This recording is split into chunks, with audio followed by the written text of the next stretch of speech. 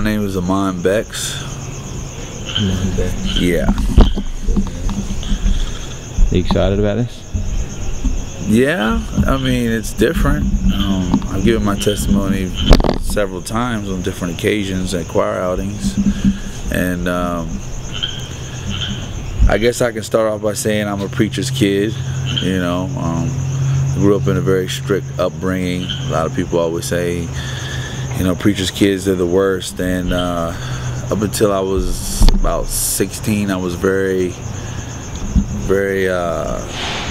sheltered, not allowed to really do things that other kids could do. Like after my football games and basketball games, I wasn't able to go socialize, didn't have a good social life. When I was 8 years old, I had a key to the house, so I was the big brother and I was always there. My parents worked a lot. My dad, he was a provider for the family. He made it from a very strict upbringing and rough childhood, and he became very successful, and he became a pharmacist, so he worked a lot, plus he was a preacher. And I grew up pretty bitter because he never really knew how to be engaged with us, you know, me and my sisters. I always felt like, why should I ask my dad to go play basketball? Why should I ask him to take us to the go-karts? He just wanted to do those things.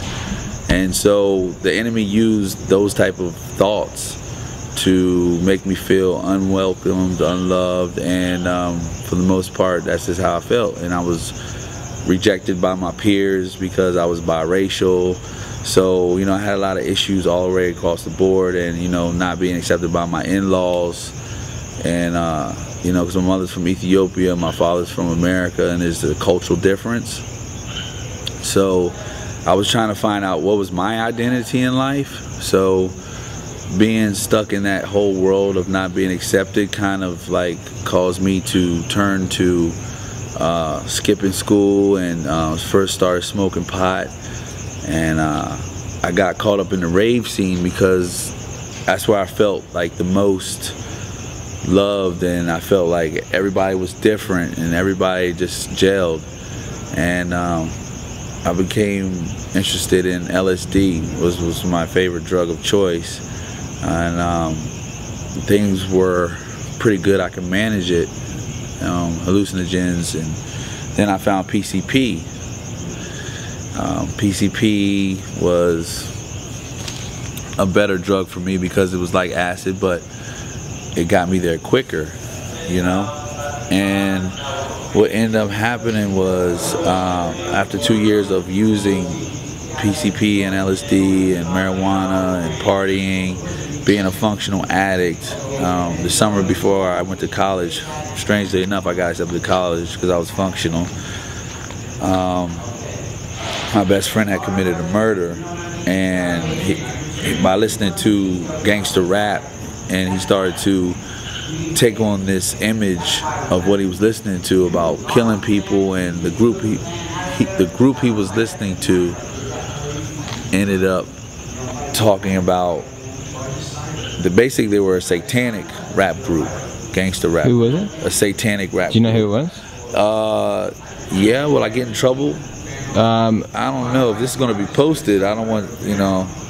Well, the name of the group is called the Flatliners, and you know, up about a year ago, I looked them up on the internet, and I found out why. The beat was catchy, but the lyrics were all about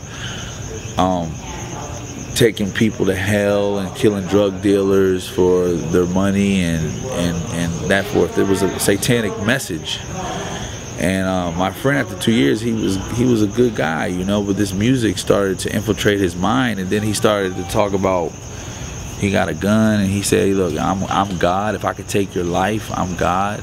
And he even told my mother that, you know, Miss Becks, is the difference between me and your son. Your son has a conscience, and I don't have a conscience.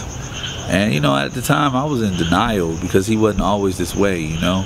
And I just thought he was just talking out, you know, just trying to, you know, be popular or, you know, change, just talking gibberish.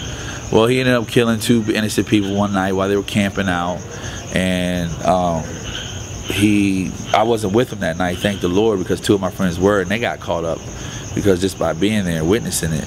And but what happened was he was going around, he was bragging about it, and I seen it on the news the next day. And anyway, since he told me and confessed to me and others, you know, we got involved. I got involved, but I didn't tell on him. He told him himself, but still, I had to, you know, be a part of the whole situation. And that's where, you know, I lost all my senses as far as like being able to function as an addict. I became an alcoholic. I could no longer enjoy the PCP and the LSD because the thoughts and the images and the darkness that was around like my life. So I became a dysfunctional alcoholic, drinking nonstop from sun up to sundown. Got kicked out of college, you know. And you know, it's funny because my parents I needed help at the time, and they never reached out to me. So I thought, oh, you know, I can handle this. But I was self-medicating myself.